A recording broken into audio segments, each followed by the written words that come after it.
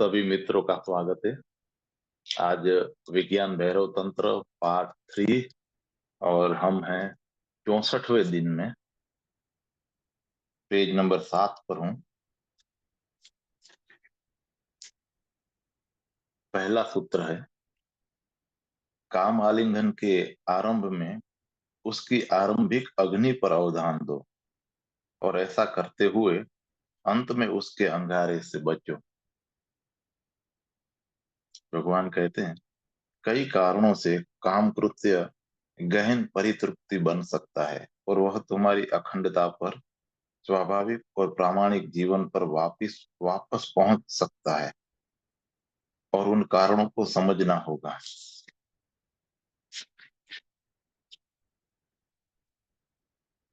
एक कारण यह है कि काम कृत्य समग्र कृत्य है। इसमें तुम अपने मन से बिल्कुल अलग हो जाते हो, छूट जाते हो। यही कारण है कि काम वासना से इतना डर लगता है। तुम्हारा तादात्म्य मन के साथ है और काम अमन का कृत्य है। उस कृत्य में उतरते ही तुम बुद्धि विहीन हो जाते हो। उसमें बुद्धि काम नहीं करती। उसमें तर्क की जगह नहीं है। कोई मानसिक प्रक्रिया नहीं है। और अगर मानसिक प्रक्रिया चलती है तो काम कृत्य सच्चा और प्रामाणिक नहीं हो सकता है। तब ऑर्गेजम संभव भी नहीं है। गहन परितृप्ति संभव नहीं है। तब काम कृत्य उथला उथला हो जाता है। वह सिर्फ मानसिक कृत्य हो जाता है। और ऐसा ही हो गया है। सारी दुनिया में काम वासना की इतनी दौड़ है, काम की इतनी खोज है। उसका कारण यह नहीं है कि दुनिया ज्यादा कामुक हो गई है। उसका कारण इतना ही है कि तुम काम कृत्य को उसकी समग्रता में नहीं भोग पाते हो। इसलिए काम वासना की इतनी दौड़ है। यह दौड़ बताती है कि सच्चा काम खो गया है। उसकी जगह नकली काम हावी हो गया है। सारा आधुनिक चित्त कामुक हो गया है, क्योंकि काम कृत्य ही खो गया है। काम कृत्य भी मानसिक कृत्य बन गया है। काम मन में चलता रहता है और तुम उसके संबंध में सोचते रहते हो। मेरे पास अनेक लोग आते हैं और कहते हैं कि हम काम संबंध के बारे में सोच विचार करते हैं, पढ़ते हैं, चित्र लिखते हैं, देखते हैं, अश्लील चित्र देखते हैं। वही उनका कामानंद है। वही उनके सेक्स का शिखर अनुभव है। लेकिन जब काम का असली क्षण आता है तो वह उन्हें अचानक पता चलता है कि उनमें उनकी रुचि नहीं है। यहाँ तक कि वे उसमें अपने को नपुंसक अनुभव करते हैं। सोच विचार के क्षण में ही उन्हें काम ऊर्जा का एहसास होता है। लेकिन जब वे कृत्य में उतरना चाहते हैं तो उन्हें पता चलता है कि उसके लिए उनके पास ऊर्जा ही नहीं है। तब उन्हें काम वासना का भी पता नहीं चलता। उन्हें लगता है कि उनका शरीर मुर्दा हो गया है। ये उन्हें क्या हो रहा है? यही हो रहा है कि उनका काम कृत्य भी मानसिक हो गया है। वे इसके बारे में सिर्फ सोच सकते हैं। वे कुछ नहीं कर सकते, क्योंकि कृत्य में तो पूरा का पूरा जाना पड़ता है। और जब भी पूरे होकर कृत्य में संलग्न होने की बात उठती है, मन बेचैन हो जाता है। क्योंकि तब मन मालिक नहीं रह सकता। तब मन नियंत्रण नहीं कर सकता। तंत्र काम तंत्र काम कृत्य को, संभोग को तुम्हें अखंड बनाने के लिए उपयोग में लाता है। लेकिन तब तुम्हें इसमें बहुत ध्यान पूर्वक उतरना होगा। तब तुम्हें काम के संबंध में वह सब भूल जाना होगा जो तुमने सुना है, पढ़ा है, जो समाज ने, संगठित धर्मों ने, धर्म गुरुओं ने तुम्हें सिखाया है। सब कुछ भूल जाओ और समग्रता से इसमें उतरो। भूल जाओ कि नियंत्रण करना है। नियंत्रण ही बाधा है। उचित है कि तुम उस पर नियंत्रण करने की बजाय अपने को उसके हाथों में छोड़ दो। तुम ही उसके बस में हो रहो। संभोग में पागल की तरह जाओ। अमन की अवस्था पागलपन जैसी मालूम पड़ती है। शरीर ही बन जाओ, पशु ही बन जाओ, क्योंकि पशु पूर्ण है। जैसा महान आधुनिक मनुष्य है, उसे पूर्ण बनाने की सबसे सरल संभावना केवल काम में है, सेक्स में है। क्योंकि काम तुम्हारे भीतर गहनतम जैविक केंद्र है। तुम उससे ही उत्पन्न हुए हो। तुम्हारी प्रत्येक कोशिका काम कोशिका है। तुम्हारा समस्त शरीर काम ऊर्जा की घटना है। अब यहाँ पहला सूत्र कहता है कि काम आलिंगन के प्रारंभ में उसके आरंभिक अग्नि पर अवधान दो, और ऐसा करते हुए अंत में उसके अंगारे से बचो। इसी में सारा फर्क और सारा भेद निहित है। तुम्हारे लिए काम कृत्य संभोग महज एक राहत का, अपने को तनाव मुक्त करने का उपाय है। इसलिए जब तुम संभोग में उतरते हो तो तुम्हें बहुत जल्दी रहती है। तुम किसी तरह छुटकारा पाना चाहते हो। छुटकारा यह कि जो ऊर्जा का अतिरेक तुम्हें पीड़ित किए है वह निकल जाए और तुम चैन का अनुभव करो। लेकिन यह चैन एक तरह की दुर्बलता है।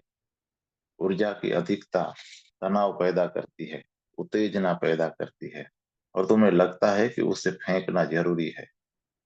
जब वह ऊर्जा बह जाती है तो तुम कमजोरी अनुभव करते हो। तुम उसी कमजोरी को विश्राम मान लेते हो, क्योंकि ऊर्जा की बाढ़ अब समाप्त हो गई है। उत्तेजना जारी रही, उत्तेजना जाती रही, इसलिए तुम्हें विश्राम मालूम पड़ता है। लेकिन यह विश्राम नकारात्मक विश्राम है। अगर सिर्फ ऊर्जा को बाहर फेंक कर तुम विश्राम प्राप्त करते हो तो यह विश्राम बहुत महंगा महंगा है। और तो भी वह सिर्फ शारीरिक विश्राम होगा। वह गहरा नहीं होगा, वह आध्यात्मिक नहीं होगा। यह पहला सूत्र कहता है कि जल्दबाजी मत करो और अंत के लिए उतावले मत बनो। आरंभ में बने रहो। काम कृत्य के दो भाग हैं, आरंभ और अंत। तुम आरंभ के साथ रहो। आरंभ का भाग ज्यादा विश्राम पूर्ण है, ज्यादा उष्ण है। लेकिन अंत पर पहुंचने की जल्दी मत करो। अंत को बिल्कुल भूल जाओ। काम आलिंगन के आरंभ में उसकी आरंभिक अग्नि पर अवधान दो। जब तुम ऊर्जा से भरे हो तो उससे छुटकारे की मत सोचो। इस ऊर्जा की बहाड़ के साथ वीर्य स्खलन की फिक्र मत करो। उसे पूरी तरह भूल जाओ। इस प्रेम पूर्ण आरंभ में पूरी तरह उपस्थित होकर स्थिर रहो। अपनी प्रेमिका या प्रेमी के साथ ऐसे रहो मानो दोनों एक हो गए हो। एक वर्तुल बना लो। यहाँ तीन संभावनाएं हैं। दो प्रेमी प्रेम में तीन आकार, ज्योमेट्रिक आकार निर्मित कर सकते हैं। शायद तुमने इसके बारे में पढ़ा भी होगा, या कोई पुरानी कीमिया की तस्वीर भी देखी हो, जिसमें एक स्त्री और एक पुरुष तीन ज्योमेट्रिक आकार में नग्न खड़े हैं। एक आकार चतुर्भुज है, दूसरा द्विभुज है, और तीसरा वर्तुल है। यह अल्केमी और तंत्र की भाषा में काम क्रोध का बहुत पुराना विश्लेषण है। आमतौर से जब तुम संभोग में होते हो तो वहां दो नहीं चार व्यक्ति होते हैं।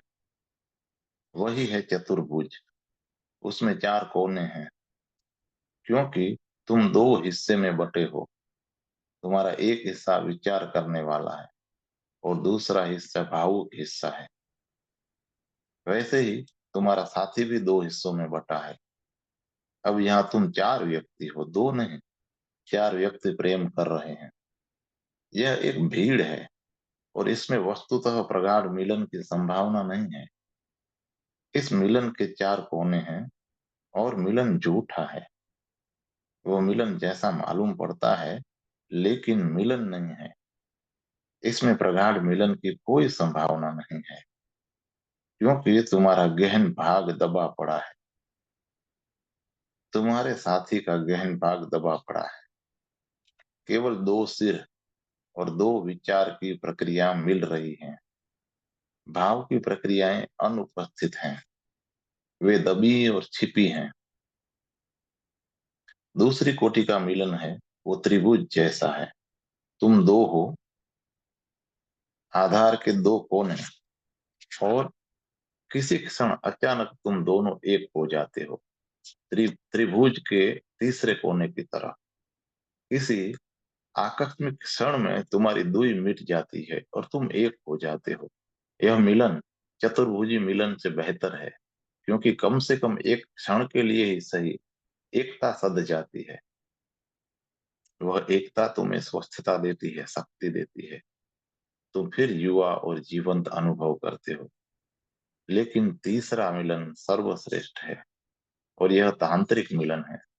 इसमें तुम एक वर्तुल हो जाते हो, इसमें कोने नहीं रहते। और यह मिलन क्षण भर के लिए नहीं है। वस्तुतः यह मिलन समयातीत है, उसमें समय नहीं रहता।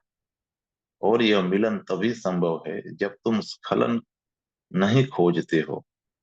अगर स्खलन खोजते हो तो फिर यह त्रिभुज मिलन हो जाएगा, क्योंकि स्खलन होते ही संपर्क का बिंदु, मिलन का बिंदु खो जाता है। आरंभ के साथ रहो, अंत की फिक्र मत करो।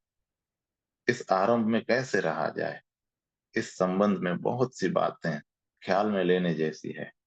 पहली बात, कि काम कृत्य को कहीं जाने का, पहुंचने का माध्यम मत बनाओ। संभोग को साधन की तरह मत लो। वह अपने आप में साध्य है, उसका कहीं लक्ष्य नहीं है, वह साधन नहीं है। और दूसरी बात, कि भविष्य की चिंता मत लो, वर्तमान में रहो। अगर तुम संभोग के आरंभिक भाग में वर्तमान में नहीं रह सकते, तब तुम कभी वर्तमान में नहीं रह सकते, क्योंकि काम कृत्य की प्रकृति ही ऐसी है कि तुम वर्तमान में फेंक दिए जाते हो। तो वर्तमान में रहो, दो शरीरों के मिलन का सुख लो, दो आत्माओं के मिलन का आनंद लो, और एक दूसरे में खो जाओ, एक हो जाओ। भूल जाओ कि तुम्हें कहीं जाना है। वर्तमान क्षण में जियो, जहां से कहीं जाना नहीं है। और एक दूसरे में मिलकर एक हो जाओ। उष्णता और प्रेम वह स्थिति बनाते हैं जिसमें दो व्यक्ति एक दूसरे में पिघल कर एक हो जाते हैं, खो जाते हैं। यही कारण है कि यदि प्रेम न हो तो संभोग जल्दबाजी का काम हो जाता है। तब तुम दूसरे का उपयोग कर रहे हो, दूसरे में डूब नहीं रहे हो। प्रेम के साथ तुम दूसरे में डूब सकते हो। आरंभ का यह एक दूसरे में डूब जाना अनेक अंतर्दृष्टियां प्रदान करता है। अगर तुम संभोग को समाप्त करने की जल्दी नहीं करते हो, तो काम कृत्य धीरे धीरे कामुक कम और आध्यात्मिक ज्यादा हो जाता है। जनन इंद्रियां भी एक दूसरे में विलीन हो जाती है। तब दो शरीर ऊर्जाओं के बीच एक गहन मौन मिलन घटित होता है। और तब तुम घंटों साथ रह सकते हो। यह सहवास समय के साथ साथ गहराता जाता है। लेकिन सोच विचार मत करो, वर्तमान क्षण में प्रगाढ़ रूप से विलीन होकर रहो, और वही समाधि बन जाता है। अगर तुम इसे जान सके, इसे अनुभव कर सके, इसे उपलब्ध कर सके, तो तुम्हारा कामुक चित्त अकामुक हो जाएगा। एक गहन ब्रह्मचर्य उपलब्ध हो सकता है, काम से ब्रह्मचर्य उपलब्ध हो सकता है। यह वक्तव्य विरोधाभासी मालूम पड़ता है कि काम से ब्रह्मचर्य उपलब्ध हो सकता है, क्योंकि हम सदा से सोचते आए हैं कि अगर किसी को ब्रह्मचारी रहना है तो उसे विपरीत यौन के सदस्य को नहीं देखना चाहिए, उससे नहीं मिलना चाहिए, उससे सर्वथा बचना चाहिए, दूर रहना चाहिए। लेकिन उस हालत में एक गलत किस्म का ब्रह्मचर्य घटित होता है। तब चित्त विपरीत यौन के संबंध में सोचने में संलग्न हो जाता है। जितना ही तुम दूसरे से बचोगे, उतना ही ज्यादा उसके संबंध में सोचने को विवश हो जाओगे, क्योंकि काम मनुष्य की बुनियादी आवश्यकता है, वह मनुष्य की गहरी आवश्यकता है। तंत्र कहता है कि बचने की, भागने की चेष्टा मत करो, बचना संभव ही नहीं है। अच्छा है कि प्रकृति प्रकृति को ही अतिक्रमण का साधन बना लो। लड़ो मत। प्रकृति के अतिक्रमण के लिए प्रकृति को स्वीकार करो। अगर तुम्हारी प्रेमिका या तुम्हारे प्रेमी के साथ इस मिलन को अंत की फिक्र किए बिना लंबाया जा सके, तो तुम आरंभ में ही बने रह सकते हो। उत्तेजना ऊर्जा है, और शिखर पर जाकर तुम उसे खो सकते हो। ऊर्जा के खोने से गिरावट आती है, कमजोरी पैदा होती है। तुम उसे विश्राम समझ सकते हो, लेकिन वह विश्राम नहीं है, वह ऊर्जा का अभाव है। तंत्र तुम्हें उच्चतर विश्राम का आयाम प्रदान करता है। प्रेमी और प्रेमिका एक दूसरे में विलीन होकर एक दूसरे को शक्ति प्रदान करते हैं। तब वे एक वर्तुल बन जाते हैं, और उनकी ऊर्जा वर्तुल में घूमने लगती है। वे दोनों एक दूसरे को जीवन ऊर्जा दे रहे हैं, नव जीवन दे रहे हैं। इसमें ऊर्जा का ह्रास नहीं होता है, वरन उसकी वृद्धि होती है, क्योंकि विपरीत यौन के साथ संपर्क के द्वारा तुम्हारा प्रत्येक कोष ऊर्जा से भर जाता है, उसे चुनौती मिलती है। और अगर तुम उस ऊर्जा के प्रवाह में उसे शिखर तक पहुंचाए बिना विलीन हो सके, अगर तुम काम आलिंगन के प्रारंभ के साथ उत्तप्त हुए बिना सिर्फ उसकी उष्णता के साथ रह सके, तो वे दोनों उष्णताएं मिल जाएंगी, और तुम काम कृत्य को बहुत लंबे समय तक जारी रख सकोगे। यदि स्खलन न हो, यदि ऊर्जा को फेंका न जाए, तो संभोग ध्यान बन जाता है, और तुम पूर्ण हो जाते हो। इसके द्वारा तुम्हारा विभाजित व्यक्तित्व अविभाज्य हो जाता है, अखंड हो जाता है। चित्त की सब रुग्णता इस विभाजन से पैदा होती है। और जब तुम जुड़ते हो, अखंड होते हो, तो तुम फिर बच्चे हो जाते हो, निर्दोष हो जाते हो। और एक बार फिर अगर तुम इस निर्दोषता को उपलब्ध हो गए, तो फिर तुम अपने समाज में उसकी जरूरत के अनुसार जैसा चाहो वैसा व्यवहार कर सकते हो। लेकिन तब तुम्हारा यह व्यवहार महज एक अभिनय होगा, तुम उससे ग्रस्त नहीं होगे। तब यह एक जरूरत है कि जिसे तुम पूरा कर रहे हो। तब तुम उसमें नहीं हो, तुम मात्र अभिनय कर रहे हो। तुम्हें झूठा चेहरा लगाना होगा, क्योंकि तुम एक झूठे संसार में रहते हो। अन्यथा संसार तुम्हें कुचल देगा, मार डालेगा। हमने अनेक सच्चे चेहरों को मारा है। हमने जीसस को सूली पर चढ़ा दिया, क्योंकि वे सच्चे मनुष्य की तरह व्यवहार करते थे। झूठा समाज इसे बर्दाश्त नहीं कर सकता है। हमने सुकरात को भी जहर दे दिया, क्योंकि वे सच्चे मनुष्य की तरह पेश आने लगे थे। समाज जैसा चाहे वैसा करो, अपने लिए, दूसरों के लिए व्यर्थ की झंझट मत पैदा करो। लेकिन जब तुमने अपने सच्चे स्वरूप को जान लिया, उसकी अखंडता को पहचान लिया, तो यह झूठा समाज तुम्हें फिर रुग्ण नहीं कर सकता है। तब वह तुम्हें विकसित नहीं कर सकता है।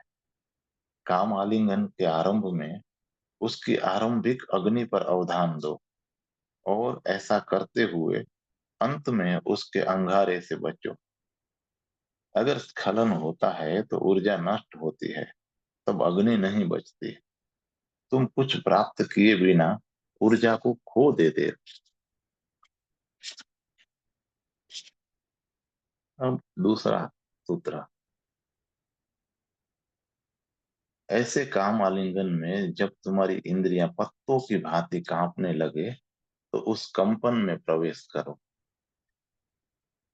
जब प्रेमिका या प्रेमी के साथ ऐसे आलिंगन में, ऐसे प्रगाढ़ मिलन में तुम्हारी इंद्रियां पत्तों की तरह कंपने लगे, तो उस कंपन में प्रवेश कर जाओ।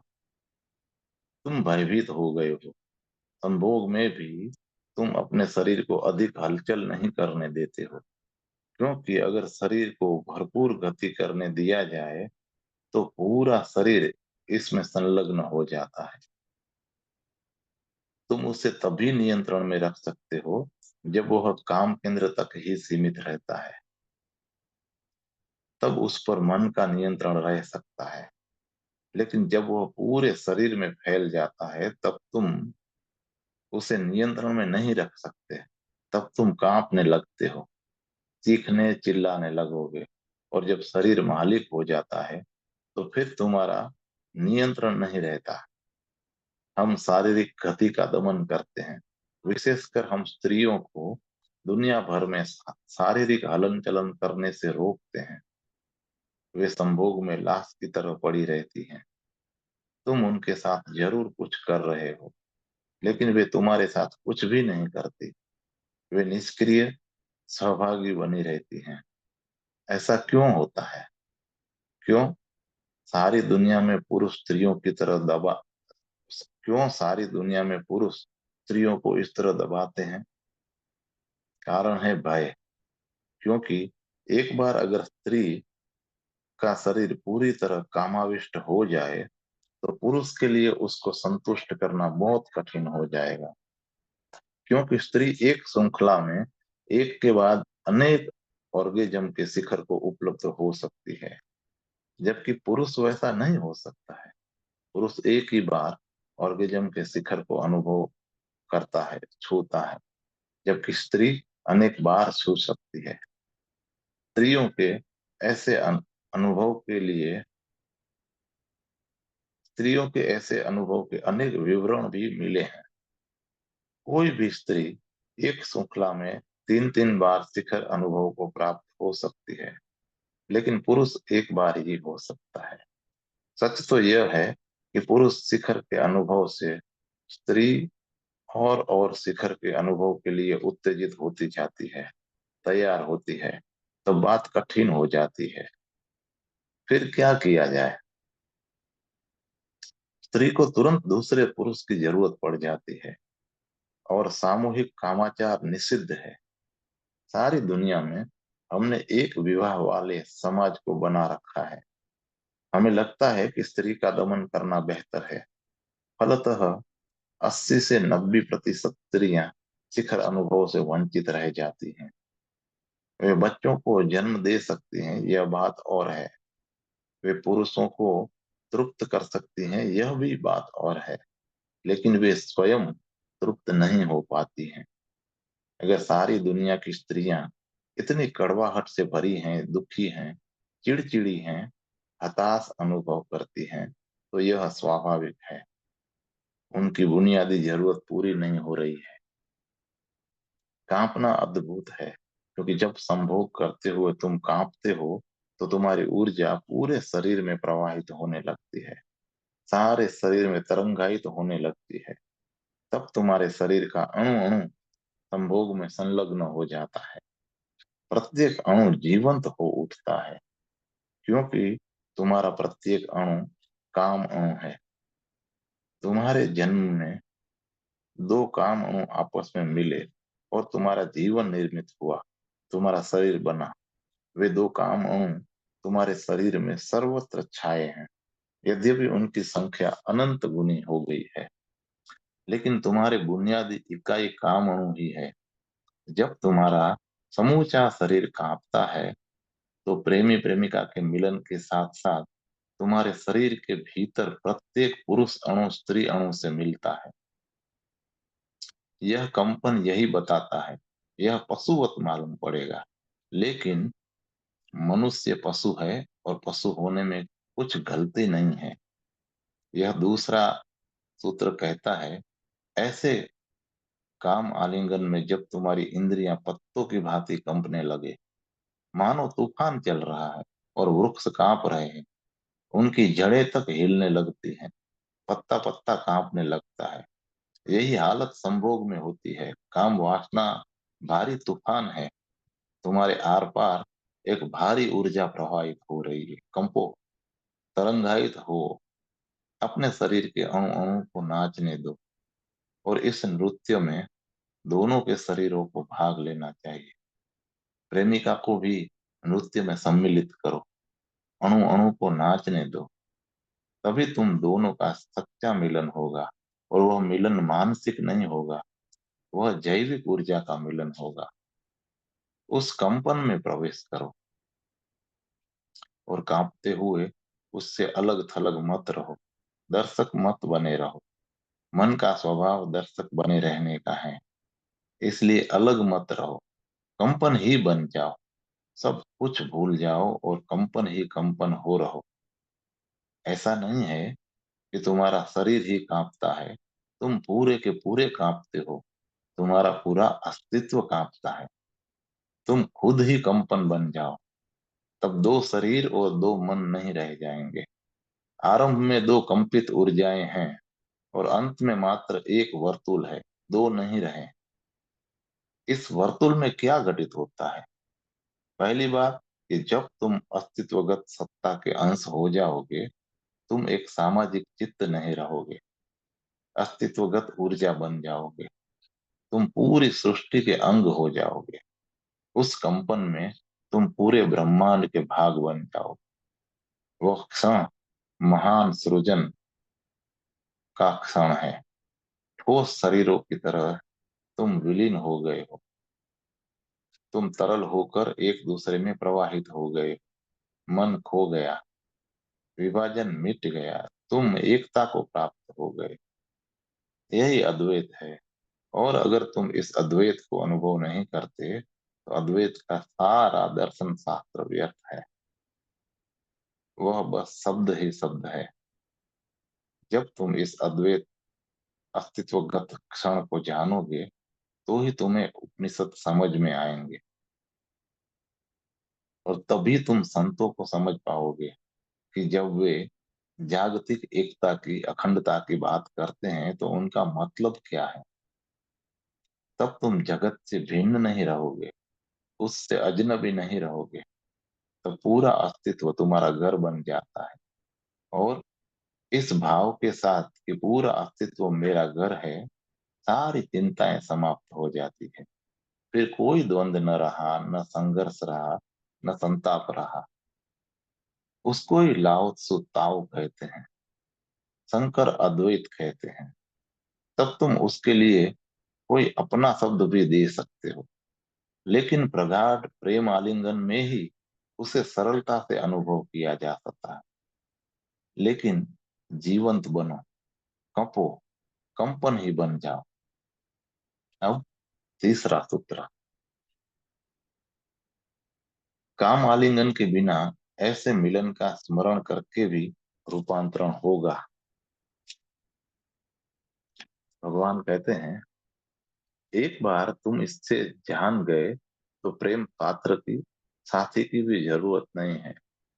तब तुम कृत्य का स्मरण कर उसमें प्रवेश कर सकते हो। लेकिन पहले भाव का होना जरूरी है। अगर भाव से परिचित हो तो साथी के बिना भी तुम कृत्य में प्रवेश कर सकते हो। यह थोड़ा कठिन है, लेकिन यह होता है। और जब तक यह नहीं होता है, तुम पराधीन रहते हो। एक पराधीनता निर्मित हो जाती है। और यह प्रवेश अनेक कारणों से घटित होता है। अगर तुमने उसका अनुभव किया हो, अगर तुमने उस क्षण को जाना हो जब तुम नहीं थे, सिर्फ तरंगायित ऊर्जा एक होकर साथी के साथ वर्तुल बना रही थी, तो उस क्षण साथी भी नहीं रहता है, केवल तुम होते हो। वैसे ही उस क्षण तुम्हारे साथी के लिए तुम नहीं होते, वही होता है। वह एकता तुम में होती है, साथी नहीं रह जाता है। और यह भाव स्त्रियों के लिए सरल है, क्योंकि स्त्रियां आंख बंद करके ही संभोग में उतरती हैं। इस विधि का उपयोग करते समय आंखें बंद कर रखना अच्छा है। तो ही वर्तुल का आंतरिक भाव, एकता का आंतरिक भाव निर्मित हो सकता है। और फिर उसका स्मरण करो। आंख बंद कर लो और ऐसे लेट जाओ मानो तुम अपने साथी के साथ लेटे हो। स्मरण करो और भाव करो। तुम्हारा शरीर कांपने लगेगा, तरंगायित होने लगेगा। उसे होने दो। यह बिल्कुल भूल जाओ कि दूसरा नहीं है। ऐसे गति करो जैसे कोई दूसरा उपस्थित हो। उसे होने दो। शुरू में कल्पना से ही काम लेना होगा। एक बार जान गए कि यह कल्पना नहीं, यह यथार्थ है, तब दूसरा मौजूद हो जाएगा। ऐसे गति करो जैसे कि तुम वस्तुतः संभोग में उतरे हो। वह सब कुछ करो जो तुम अपने प्रेम पात्र के साथ करते हो। चीखो, डोलो, कंपो, शीघ्र वर्तुल निर्मित हो जाएगा। और यह वर्तुल अद्भुत है। शीघ्र ही तुम्हें अनुभव होगा कि वर्तुल बन गया है। लेकिन अब यह वर्तुल स्त्री पुरुष से नहीं बना। अब तुम पुरुष हो तो सारा ब्रह्मांड स्त्री बन गया है, और अगर तुम स्त्री हो तो सारा ब्रह्मांड पुरुष हो गया है। अब तुम खुद अस्तित्व के साथ प्रगाढ़ मिलन में हो। उसके लिए दूसरा द्वार की तरह अब नहीं है। दूसरा मात्र द्वार है। किसी स्त्री के साथ संभोग करते हुए तुम दरअसल अस्तित्व के साथ ही संभोग में होते हो। स्त्री मात्र द्वार है, पुरुष मात्र द्वार है। दूसरा संपूर्ण के लिए द्वार भर है। लेकिन तुम इतनी जल्दी में हो कि तुम्हें इसका एहसास नहीं होता है। अगर तुम प्रगाढ़ मिलन में, सघन आलिंगन में घंटों रह सको तो दूसरा विस्मृत हो जाएगा। दूसरा समष्टि का विस्तार भर रह जाएगा। अगर एक बार इस विधि को तुमने जान लिया तो अकेले भी तुम इसका प्रयोग कर सकते हो। और जब अकेले रहकर प्रयोग करोगे तो वह तुम्हें एक नई स्वतंत्रता प्रदान करेगा। वह तुम्हें दूसरे से स्वतंत्र कर देगा। तब वस्तुतः समूचा अस्तित्व दूसरा हो जाता है। तुम्हारा प्रेमिका या तुम्हारा प्रेमी हो जाता है। और फिर तो इस विधि का प्रयोग निरंतर किया जा सकता है, और तुम सतत अस्तित्व के साथ आलिंगन में, संवाद में रह सकते हो।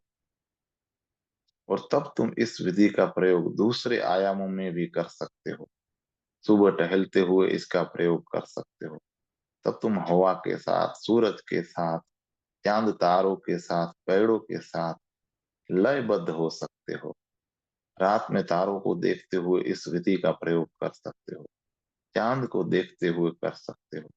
तुम पूरी सृष्टि के साथ काम भोग में उतर सकते हो। अगर तुम्हें इसके घटित होने का राज पता चल जाए। लेकिन मनुष्य को साथ प्रयोग आरंभ करना अच्छा रहेगा। कारण यह है कि मनुष्य तुम्हारे सबसे निकट है। वे तुम्हारे लिए जगत के निकटतम अंश है।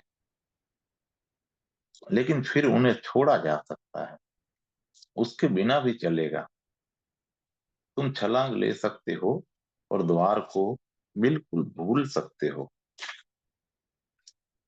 ऐसे मिलन का स्मरण करके भी रूपांतरण होगा, और तुम रूपांतरित हो जाओगे, तुम नए हो जाओगे।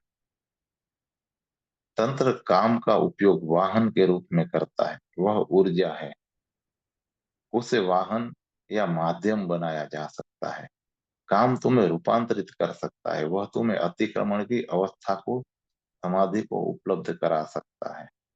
लेकिन हम गलत ढंग से काम का उपयोग करते हैं। और गलत ढंग स्वाभाविक ढंग नहीं है। इस मामले में पशु हमसे बेहतर हैं। वे स्वाभाविक ढंग से काम का उपयोग करते हैं। हमारे ढंग बड़े विकृत हैं। काम पाप है, यह बात निरंतर प्रचार से मनुष्य के मन में इतनी गहरी बैठ गई है कि यही अवरोध बन गई है। उसके चलते तुमने कभी अपने को काम में उतरने की पूरी छूट नहीं दी है। तुम कभी उसमें उन्मुक्त भाव से नहीं प्रवेश करते। तुम्हारा एक अंश सदा अलग खड़े होकर उसकी निंदा करता रहता है। और यह बात नई पीढ़ी के लिए भी सच है। वे भला कहते हो कि हमारे लिए काम कोई समस्या नहीं है, कि हम उससे दमित और ग्रस्त नहीं हैं, कि वह हमारे लिए टैबू नहीं रहा। लेकिन बात इतनी आसान नहीं है। तुम अपने अचेतन को इतनी आसानी से नहीं पहुंच सकते। वह सदियों सदियों से निर्मित हुआ है। मनुष्य का पूरा अस्तित्व तुम्हारे साथ है। हो सकता है कि तुमने चेतन में काम की निंदा न करते हो। तुम उसे पाप भी न कहते हो। लेकिन तुम्हारा अचेतन सतत उसकी निंदा में लगा है। तुम कभी समग्रता से काम कृत्य में नहीं होते। सदा ही कुछ अंश बाहर रह जाता है, और वही बाहर रह गया हुआ अंश विभाजन पैदा करता है, टूट पैदा करता है। तंत्र कहता है काम में समग्रता से प्रवेश करो, अपने को, अपनी सभ्यता को, अपने धर्म को, संस्कृति और आदर्श को भूल जाओ। काम कृत्य में उतरो, पूर्णता से, समग्रता से उतरो। अपने किसी भी अंश को बाहर मत छोड़ो, सर्वथा निर्विचार हो जाओ। तभी यह बोध होता है कि तुम किसी के साथ एक हो गए हो, और तब यह एक होने के इस भाव को साथी से पृथक किया जाता है, किया जा सकता है, उस पूरे ब्रह्मांड के साथ जोड़ा जा सकता है। तब तुम वृक्ष के साथ, चांद तारों के साथ, किसी भी चीज के साथ काम क्रीड़ा में उतर सकते हो। एक बार तुमने वर्तुल बना लिया, एक बार तुम्हें वर्तुल बनाना आ जाए, तो फिर किसी भी चीज के साथ यह वर्तुल निर्मित किया जा सकता है, किसी भी चीज के बिना भी बनाया जा सकता है।